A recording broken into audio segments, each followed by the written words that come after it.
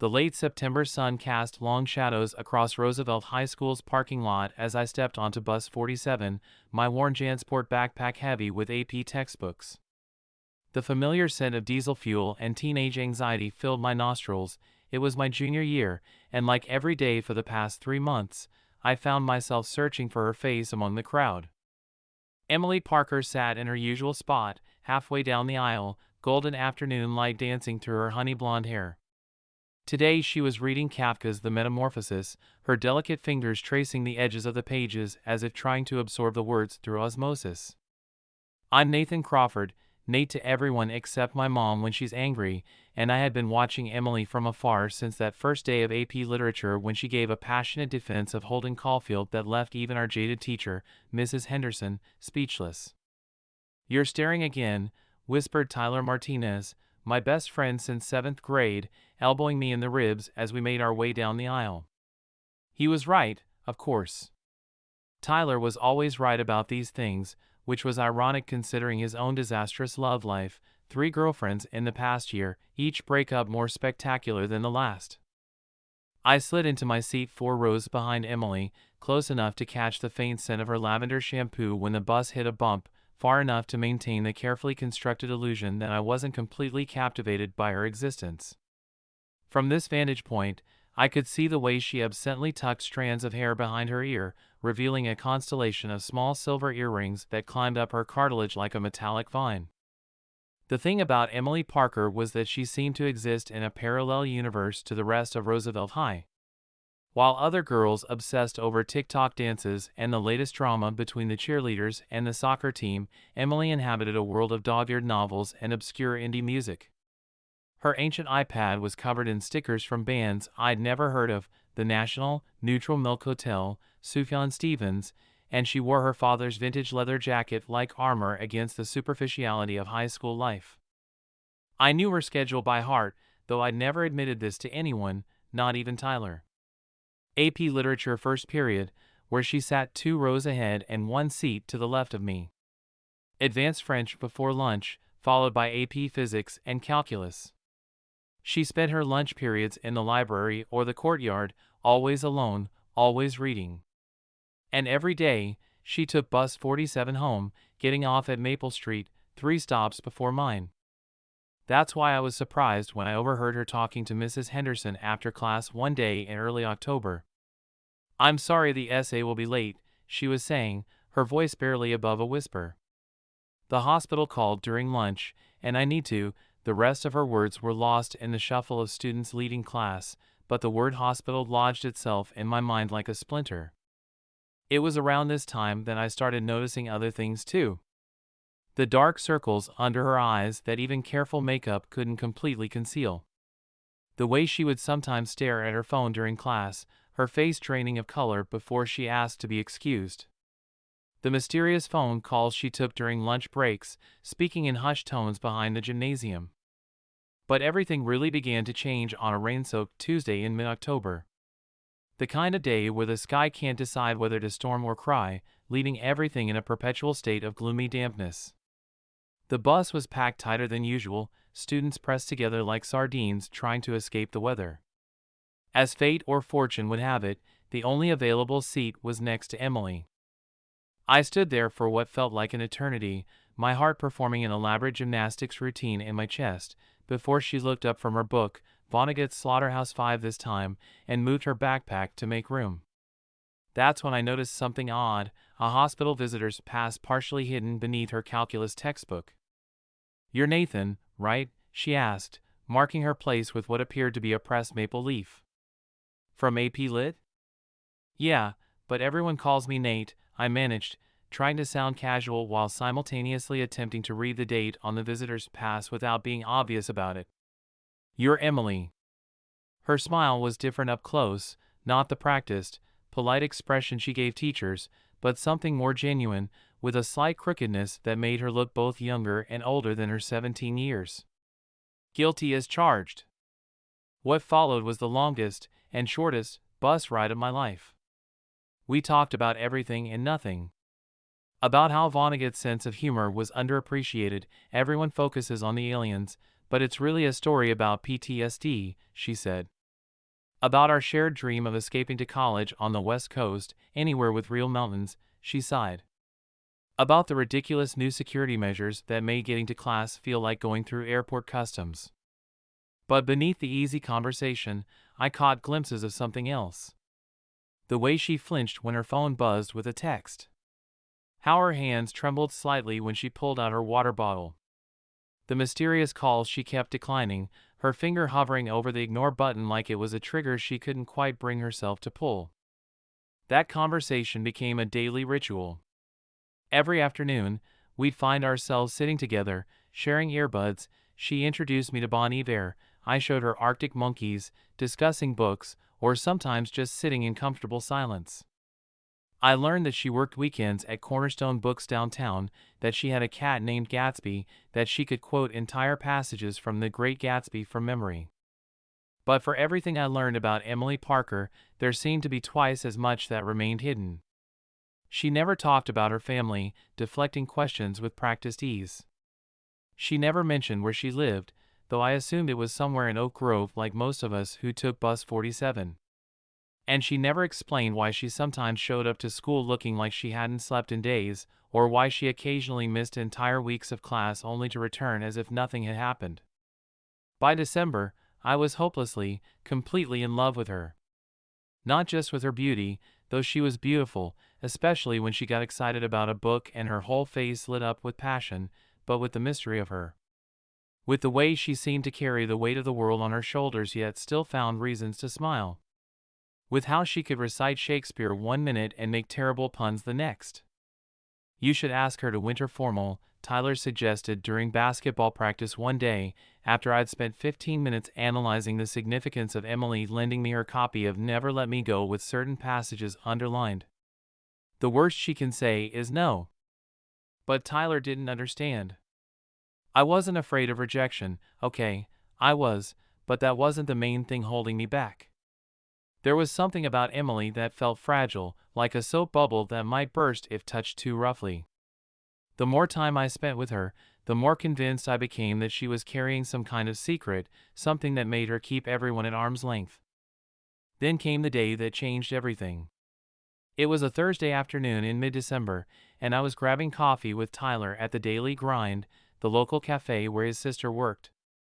Through the foggy window, I spotted Emily hurrying down Main Street in the opposite direction from where I thought she lived. That's weird, I said, frowning.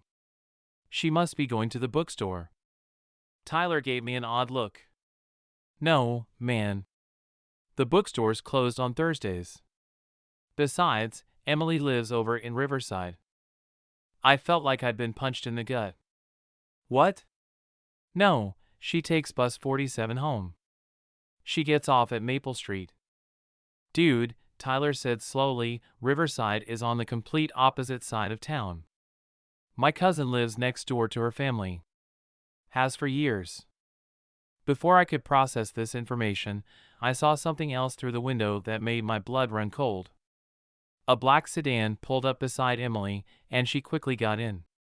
Just before she did, I caught a glimpse of her face. She was crying. The car pulled away from the curb with a screech of tires, leaving me with more questions than answers. That night, I couldn't sleep. I kept thinking about all the little inconsistencies I'd noticed over the past months. The hospital visitor's pass. The mysterious phone calls. The unexplained absences. Why would someone take a bus in the opposite direction from their home every day? What was Emily doing on Maple Street? And most importantly, who was in that black sedan? I had no way of knowing then that these questions would lead me down a path that would change both our lives forever. That Emily Parker's secrets were far darker and more complex than I could have imagined. And that sometimes, the greatest love stories are born not from perfect moments, but from the shadows we help each other escape. The week before Christmas break brought the first real snowfall of the year to Connecticut. Fat, lazy flakes drifted past the windows of Roosevelt High, transforming the world outside into a monochrome watercolor. But I barely noticed the winter wonderland. My mind was too preoccupied with the mystery of Emily Parker. She hadn't been on the bus for 3 days. I tried telling myself there could be perfectly innocent explanations. Maybe she was sick. Maybe her family had started their holiday break early. Maybe she'd finally gotten her driver's license. But the image of her climbing into that black sedan, tears streaming down her face, haunted me like a persistent ghost. "You're acting like a stalker," Tyler warned during lunch, watching me refresh my Instagram feed for the 100th time. Emily's account had been dormant for weeks, her last post a cryptic quote from Virginia Woolf, "I am rooted, but I flow." "Something's wrong," I insisted, pushing my untouched pizza aside. "You didn't see her face that day, Ty." "She was terrified." Tyler sighed, running a hand through his dark curls. "Look, man, I get that you're worried, but maybe there are things about Emily's life that aren't your business. My cousin mentioned something about her family going through some heavy stuff." "What kind of heavy stuff?" "I don't know the details. Just that there's been a lot of coming and going at their house lately. Black cars, men in suits. My aunt thinks they might be lawyers." "Lawyers." The word sat heavy in my stomach like a lead weight. Combined with the hospital visits and mysterious phone calls, it painted a picture I didn't want to contemplate. But before I could press Tyler for more information, a commotion near the cafeteria entrance caught our attention. Emily had just walked in. She looked different. Her honey blonde hair, usually falling in soft waves, was pulled back in a severe ponytail. She'd swapped her usual vintage leather jacket for a crisp black peacoat I'd never seen before. But it was her eyes that stopped me cold. They were red-rimmed and distant, like she'd been crying for days and had finally run out of tears. Without thinking, I stood up. Tyler grabbed my arm. "Nate, don't." But I was already moving, weaving through the lunch crowd toward her. She saw me coming and for a moment, something like panic flashed across her face. Then her expression smoothed into a careful blank mask. "Emily," I said, reaching her just as she turned toward the exit. "Are you okay? You haven't been on the bus, and I was worried." "I'm fine," she cut me off, her voice clipped and formal in a way I'd never heard before. "I've just been busy." "Busy crying in strange cars?" The words tumbled out before I could stop them. She went very still. "You saw that?" "Last Thursday. On Main Street." I took a step closer, lowering my voice. "Emily, if you're in some kind of trouble, you don't know anything about me." Her words were sharp enough to draw blood. "Whatever you think you know, whatever you think you've figured out, you're wrong. Just leave me alone, Nathan." "Nathan." Not Nate. The formality stung worse than the words themselves. She turned to go, but I caught her wrist. "The hospital visits," I said quietly. "The phone calls. The way you take a bus in the opposite direction from where you actually live. I know something's going on, Emily. Let me help." For a moment, her carefully constructed facade cracked. I saw fear in her eyes, yes, but also something else, a desperate longing, as if she wanted nothing more than to tell me everything. Then she glanced over my shoulder, and her face went pale. I turned to follow her gaze. Through the cafeteria windows, I could see that same black sedan idling in the parking lot. "I have to go," she whispered, pulling her wrist from my grasp. "Emily, wait." "Please," she said, and her voice broke on the word. "If you care about me at all, you'll forget you ever saw anything. Forget me." She hurried away, leaving me standing there with the phantom warmth of her wrist still tingling against my palm. Through the window, I watched as she climbed into the black sedan. This time, I caught a glimpse of the driver, a middle-aged man in a dark suit, his expression grim. That afternoon, I skipped basketball practice for the first time in my life. Instead, I found myself at the public library, pulling up old newspaper archives on one of the ancient computers. If Emily wouldn't tell me what was going on, maybe I could figure it out myself. It took hours of searching, but finally, buried in a local news article from 3 years ago, I found something. A small item about a corporate scandal at Parker Industries, a pharmaceutical company based in Hartford. The CEO, Robert Parker, Emily's father, had been accused of covering up dangerous side effects in one of their experimental drugs. The case had been settled out of court, the details sealed. But it was a more recent article that made my blood run cold. Dated just 2 months ago, FBI launches investigation into Parker Industries' clinical trials. My hands were shaking as I clicked through related links. Words and phrases jumped out at me: whistleblower, witness protection, criminal conspiracy. And then, in an article from last week, key witness found dead in apparent suicide.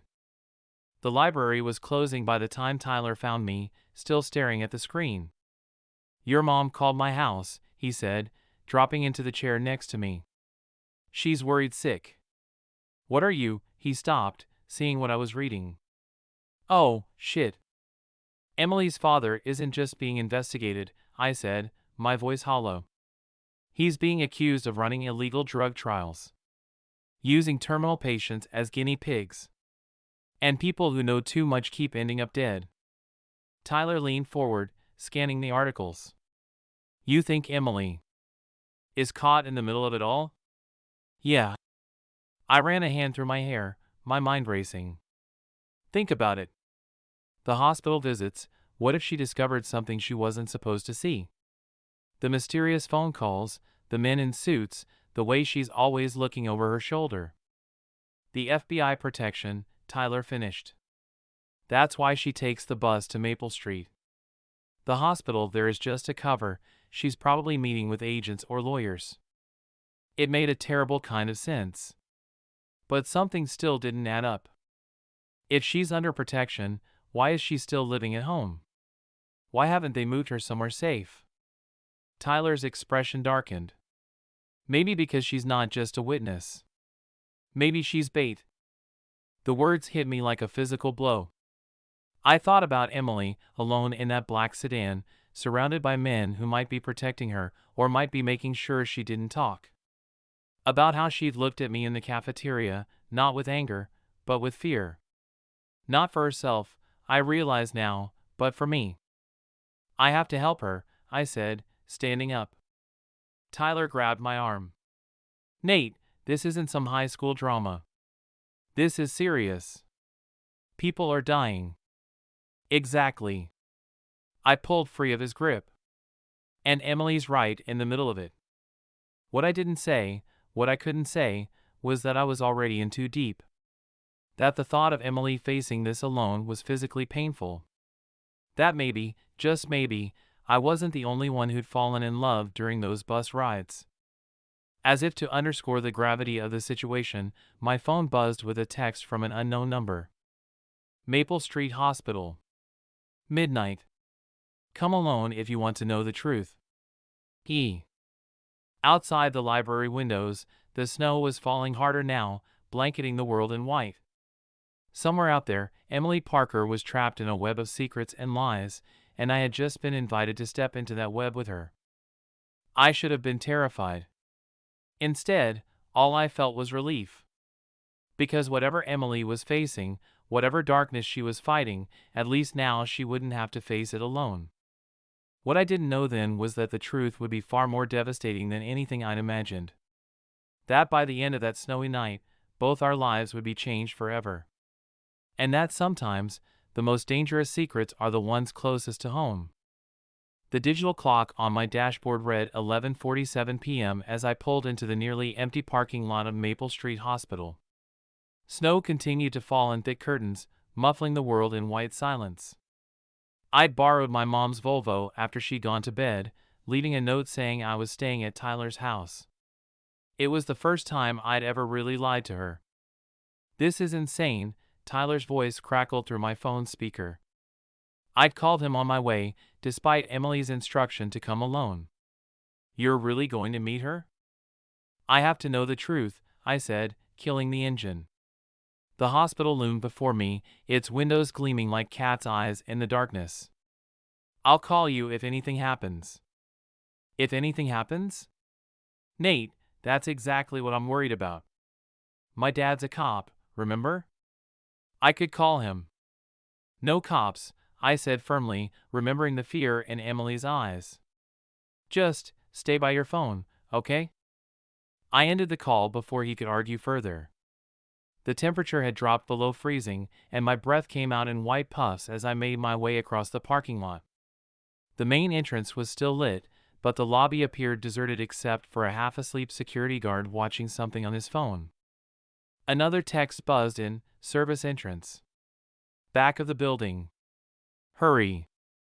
My heart pounding, I circled around the building, my footsteps crunching in the fresh snow. The service entrance was tucked away in a shadowy alcove, partially hidden by a large dumpster. As I approached, a figure emerged from the darkness. Emily? Shoo! She grabbed my arm, pulling me into the shadows. She was wearing the same black peacoat from earlier, but now I noticed something else, a backpack that seemed stuffed to bursting. We don't have much time. Up close, she looked even worse than she had in the cafeteria. Her face was chalk white, her eyes huge and haunted in the dim light. But there was something else in her expression now, a fierce determination I'd never seen before. Emily, what's going on? All those articles about your father? It's worse than what's in the papers, she cut me off, her voice barely above a whisper. So much worse. But I can't explain everything now. We need to. She broke off suddenly, her whole body tensing. In the distance, I heard car doors slamming. They followed me, she breathed. God, I'm so stupid. I thought I'd lost them. Who followed you? The FBI? She let out a sound that might have been a laugh if it hadn't been so full of fear. The FBI? I wish. No, these are my father's people. They're cleanup crew. The way she said those last words made my blood run cold. Come on, she grabbed my hand. There's another way out through the basement. I've been mapping escape routes for weeks. We slipped through the service door, which Emily unlocked with what looked like a stolen key card. The hospital's basement corridors were dimly lit and maze-like, filled with the low hum of machinery. Our footsteps echoed on the linoleum floors despite our attempts to move quietly. I need you to understand something, Emily said as we hurried through the darkness. What my father did, it wasn't just about covering up side effects. The drug trials, the ones they said were for terminal patients? They weren't trials at all. They were experiments. And the patients, they weren't all terminal. My mind flashed to the mysterious hospital visits, the visitor's pass I'd seen in her bag. Your sister, I said, the pieces suddenly clicking into place. Lucy. She's not just sick, is she? Emily's hand tightened around mine. Lucy was diagnosed with leukemia last year. Standard treatments weren't working, and my father, he convinced my mother to let Lucy participate in a special research program. I didn't know what was really happening until I found his private files. The drug they were testing, it wasn't meant to cure cancer. It was something else. Something worse. The sound of voices echoing through the corridors cut her off. They were getting closer. In here, Emily pulled me into what looked like a storage room, closing the door quietly behind us. In the dim light filtering through a small window, I could see shelves stacked with medical supplies.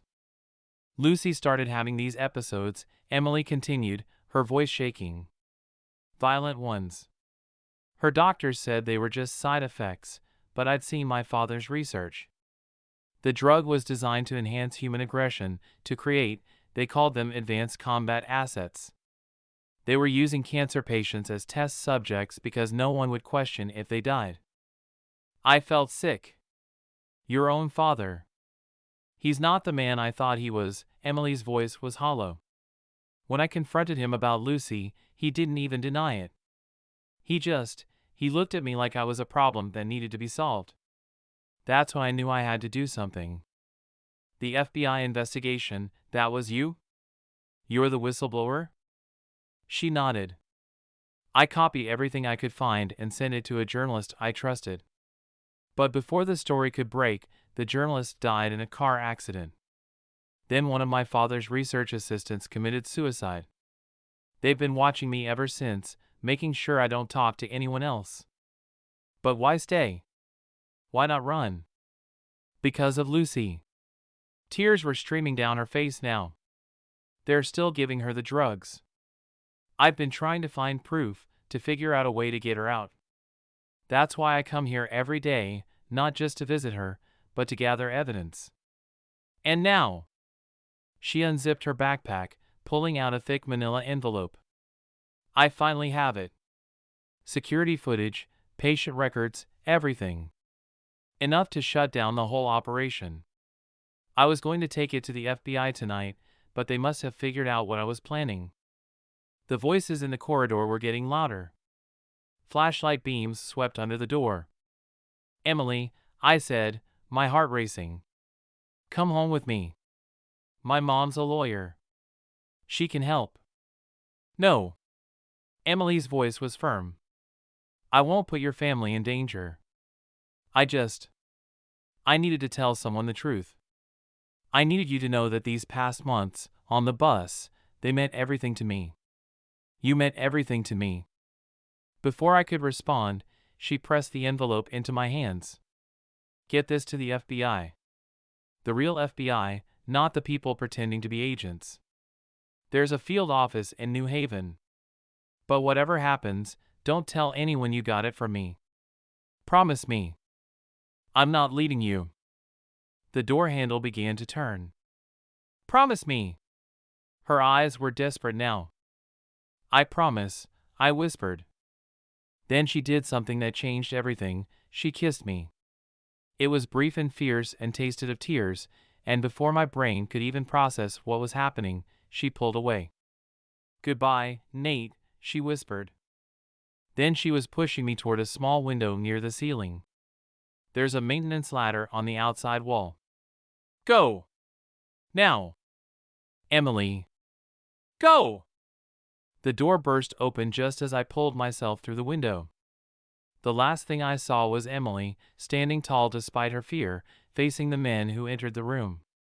Then I was outside in the snow, clutching the envelope to my chest, my heart threatening to explode. I heard shouting from inside, then what sounded like a struggle. Every instinct screamed at me to go back, to help her. But I had promised. And that envelope in my hands might be the only thing that could really save her. As I ran through the snow toward my car, Emily's kiss still burning on my lips, I had no way of knowing that this night was far from over.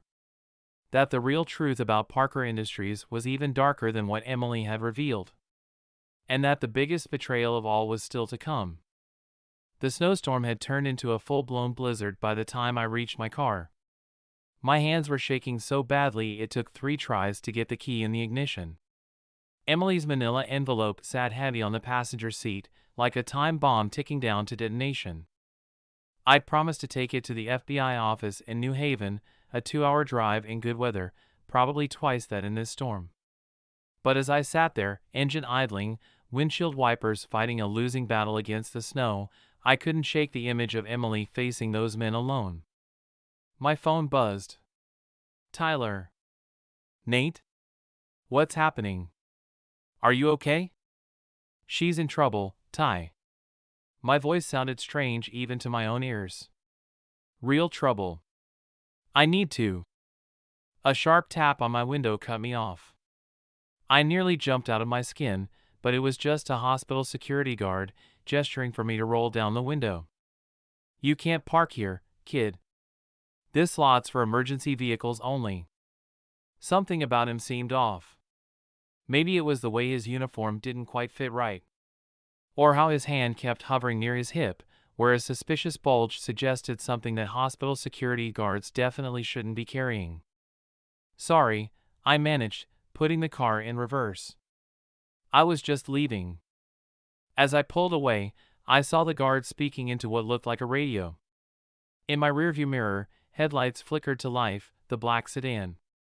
Tyler, I said into the phone, I need you to listen carefully. I'm being followed. I have something they want, something that could get people killed. I need help, but I don't know who to trust. My dad. No police, I cut him off, remembering Emily's warning. Not yet. But I need you to do something for me. Look up everything you can about Dr. Sarah Chen. She was the suicide victim, one of my father's research assistants who supposedly killed herself after the FBI investigation started. How is that going to help? Because she was Lucy's doctor. Emily mentioned her in the hospital. If we can prove she was murdered. A flash of light in my rearview mirror made me swerve. The black sedan was gaining on me, despite the treacherous road conditions. I need to go. Just look into Dr. Chen. Call me when you find something. I ended the call and focused on driving. The envelope Emily had given me was thick with documents, and I was dying to look through them, but I needed to concentrate on staying alive first. The storm was getting worse, visibility down to almost nothing. Perfect conditions for staging an accident. My mom's Volvo wasn't built for high-speed chases, but it was good in snow. I took a sharp turn onto a side street, then another, trying to lose my tail. The silent suburban streets were like a maze in the swirling snow. I recognized some of the street names from my newspaper research earlier. I was in the old industrial district, where Parker Industries had their original research facility. Then I saw something that made my heart skip a beat, a familiar street sign. Riverside Avenue. Emily's neighborhood. A crazy idea started forming in my mind. Emily had said Lucy was still receiving treatments. If I could find proof, maybe even get Lucy out. The black sedan was still behind me, but I'd managed to put some distance between us. I pulled onto a quiet residential street lined with grand old houses, their windows dark in the storm. Number 1242, that's what Tyler had said. His cousin lived next door to the Parkers. I found it near the end of the street. A massive Victorian mansion, its gables looming like dark shadows against the snowy sky. Most of the windows were dark, but there was a light on in what looked like a basement window. Making a split-second decision, I pulled into the driveway of the house next door, killing my lights. The black sedan cruised past slowly, its occupants probably assuming I'd continue down the street. I waited until it disappeared around the corner before getting out of the car, taking Emily's envelope with me. The snow was falling so heavily now that my footprints were covered almost as soon as I made them. Perfect cover, if you ignored the fact that I was about to break into the house of a man who apparently had no qualms about killing people. The basement window with the light was partially hidden behind some bushes. As I crept closer, I could hear voices, a woman's soft murmur, then a younger voice that made my blood freeze. I want Emily. Where's Emily? Lucy. It had to be. I inched closer to the window, brushing away snow until I could see inside. The basement had been converted into some kind of home medical suite. A hospital bed, monitors, for stands, and in the bed, a pale girl who couldn't have been more than 13. Emily's sister. But it was the other person in the room that made me almost give myself away with a gasp. Because standing next to Lucy's bed, adjusting in 4-bag, was Dr. Sarah Chen. The supposedly dead Dr. Sarah Chen. She looked very much alive as she checked Lucy's vital signs, making notes on a tablet. But something was wrong with the scene. Lucy was strapped to the bed, the restraints partially hidden by her blankets. And her eyes, even from this distance, I could see they weren't normal. The pupils were hugely dilated, and there was something feral in her expression. Time for your medicine, sweetheart, Dr. Chen said, reaching for a syringe filled with an ominously dark liquid. No! Lucy's voice was suddenly sharp, angry. She thrashed against the restraints with surprising strength. Not without Emily. You promised Emily would be here. Emily's busy right now, Dr. Chen's voice was professionally soothing. But she wants you to take your medicine. You want to get better for Emily, don't you? I fumbled for my phone, trying to record what I was seeing. This was proof that Dr. Chen was alive, that the experiments were still happening. But in my nervousness, I dropped it. The clatter seemed deafening in the snowy silence. Dr. Chen's head snapped up. Our eyes met through the window. For a moment, we just stared at each other. Then she smiled, a cold, calculating smile that had nothing to do with medical care, and reached for her phone. I ran. Behind me, I could hear Lucy screaming Emily's name, the sound following me through the swirling snow like a ghost. I had almost reached my car when headlights swept across the driveway. The black sedan was back, cutting off my escape route. Doors opened, and men in dark suits emerged, their weapons clearly visible now. I turned to run the other way, but more headlights appeared at the end of the street. I was trapped. Then I heard a familiar voice that turned my blood to ice. Nathan Crawford? Robert Parker emerged from the second car, his expensive overcoat dusted with snow. Emily's father. I believe you have something that belongs to me. He extended his hand, and I clutched Emily's envelope tighter. Where is she? I demanded. What have you done with Emily? Emily? He looked genuinely confused for a moment. Then he laughed, a sound as cold as the falling snow. Oh, I see. She really had you fooled, didn't she? Emily! And then, from the car behind him, another figure emerged. My heart stopped. Emily stepped into the snowy night, but this wasn't the Emily I knew. She was wearing an expensive suit that matched her father's, her hair perfectly styled despite the storm. Gone was the frightened girl from the hospital. In her place stood someone who looked like she'd never known fear in her life. I'm sorry, Nate, she said, but her voice wasn't sorry at all. It was cold, professional. But we couldn't risk those documents getting to the FBI. Not when we're so close to a breakthrough. The betrayal hit me like a physical blow. All this time, had it all been an act? The bus rides, the shared books, the kiss? But then I saw something that made me hesitate. As Emily moved to stand beside her father, her hand brushed against her coat pocket. Just for a second, I caught a glimpse of something that looked like a hospital visitor's pass. And suddenly, I understood. Emily hadn't just been gathering evidence all these months. She'd been playing a much more dangerous game. Snow fell silently around us, each flake catching the harsh glare of the car headlights like tiny falling stars.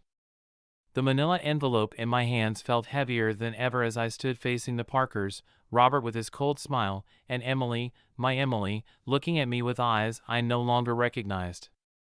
Or did I? Because there was something about that hospital visitor's pass in her pocket, something about the way her fingers kept brushing against it, that made me think of all those bus rides. All those books she'd read. All those carefully highlighted passages. Suddenly, I remembered something specific, a day in late November when she'd been reading The Book Thief. She'd shown me a passage she'd marked. The best word shakers were the ones who understood the true power of words. They were the ones who could climb the highest.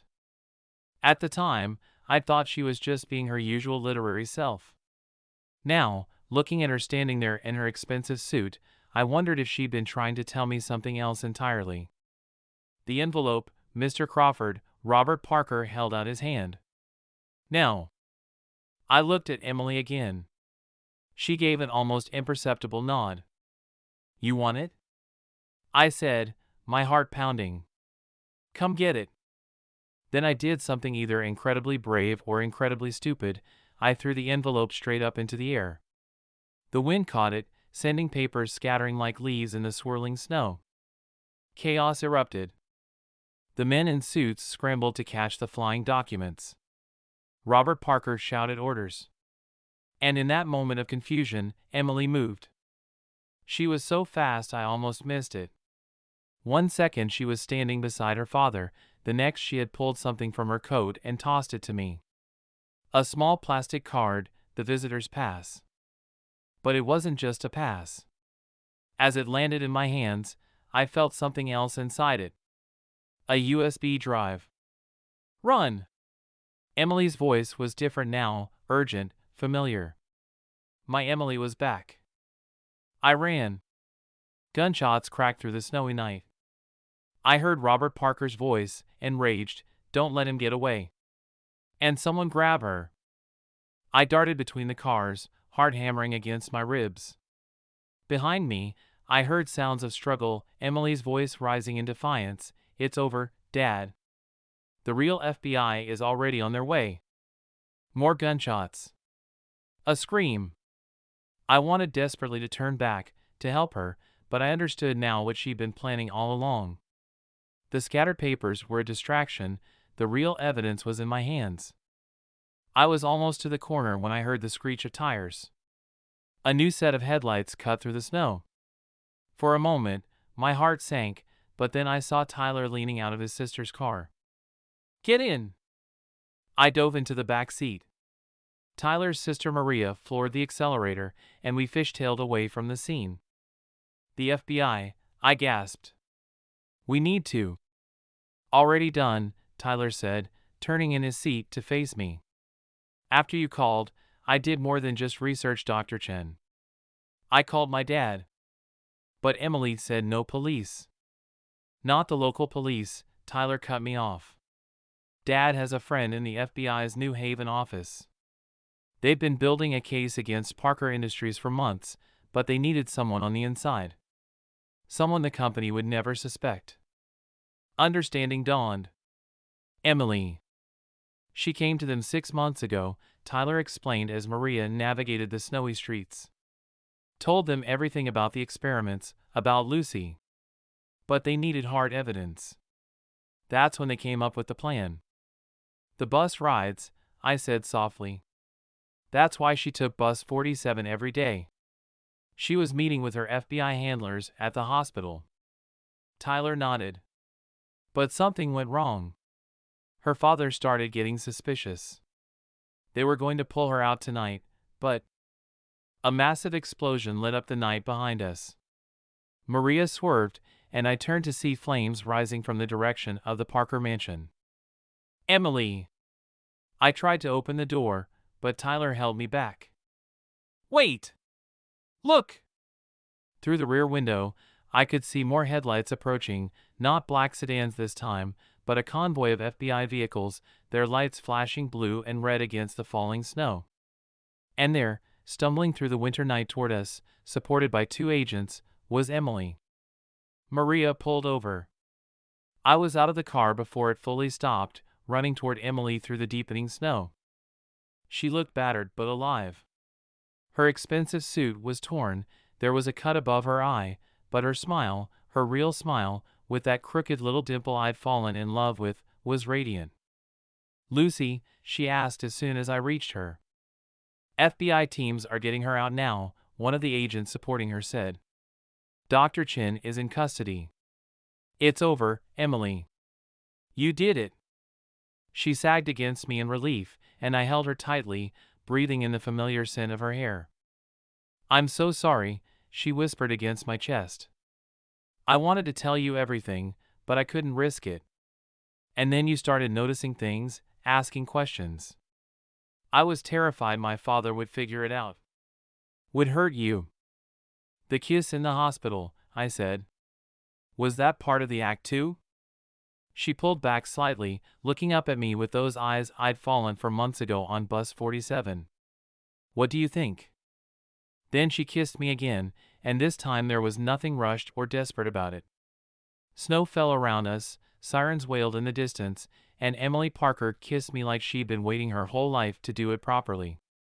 Later, we learned the full story. The USB drive contained everything: financial records, emails, video evidence of the illegal experiments. Robert Parker and his entire board of directors were arrested. Dr. Chen turned state's evidence, revealing a conspiracy that went far beyond just one pharmaceutical company. Lucy was taken to a real hospital, where real doctors began the long process of weaning her off the experimental drugs. It would take time, but with Emily by her side, she had a fighting chance. As for Emily and me, well, she still takes bus 47 home from school sometimes, even though she doesn't have to anymore. We sit in our usual spot, sharing earbuds and books, her head resting on my shoulder. Sometimes we talk about the future, college plans, dreams, hopes. Sometimes we just sit in comfortable silence, watching the world pass by through the window. And if sometimes she wakes up gasping from nightmares, or if I find myself checking over my shoulder more often than I used to, that's okay. We've learned that the truth, like love, isn't always simple or easy. Sometimes it takes a different route home than the one you expected. Sometimes it makes you brave in ways you never knew you could be. Besides, as Emily likes to remind me, quoting from one of her beloved books, in spite of everything, I still believe people are really good at heart. Then she'll smile that crooked smile of hers, the one that still makes my heart skip a beat, and add, especially people who ride bus 47.